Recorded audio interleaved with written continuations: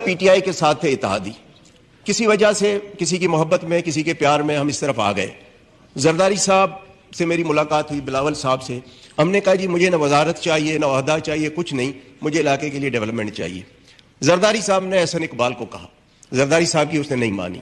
شہباز شریف صاحب کی مہربانی، اس نے 3 بار احسن اقبال کو کہا کہ جی اسلم بھوتانی میرے پاس دوبارہ شکایت لے کے نہ آئے. پھر بھی جب کتاب چھپی پی ایس ڈی پی کی کوئی اسکیم نہیں تھی. پھر جب پی ایم کے سامنے احتجاج کیا وہاں بھی احسن اقبال صاحب جذباتی ہو گئے. سردار ایاز صادق موجود تھے، وہ گواہی دیں گے.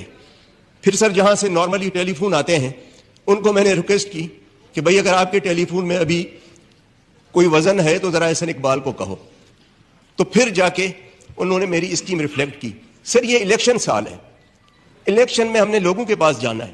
اب سر اگر 40 کروڑ کی آپ اسکیم دیتے ہیں، 8 کروڑ اس کی ایلوکیشن کرتے ہیں تو یہ 5 سال میں کمپلیٹ ہوگی نا. پتہ نہیں 5 سال بعد میں الیکٹ ہو کے آتا ہوں، احسن اقبال آتے ہیں، کس کی گورنمنٹ آتی ہے، کون ہے.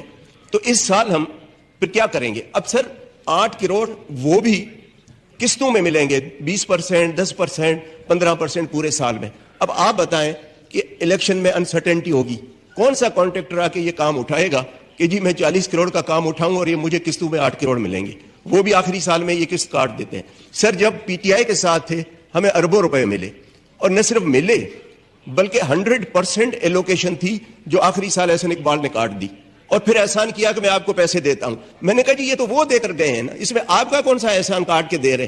پھر کہتے ہیں کہ جی جو کانسٹیچوئنسی فنڈ ہے پی ایس ڈی بی میں جس کی اسکیم ہوگی اس کو نہیں دیں گے. تو سر ہم الیکشن میں کیسے جائیں گے؟ ہم خدا کی قسم سر وہاں خوش تھے. یہ زرداری صاحب کی محبت میں آ گئے. خواجہ صاحب آپ سنیں اور شہباز شریف تک یہ بات پہنچائیں. سر یہ 2 ووٹوں پہ حکومت ہے، اتنی مغروری اگر 10 ووٹوں پہ ہوتی تو آپ تو کسی کو کھنگالتے بھی نہیں.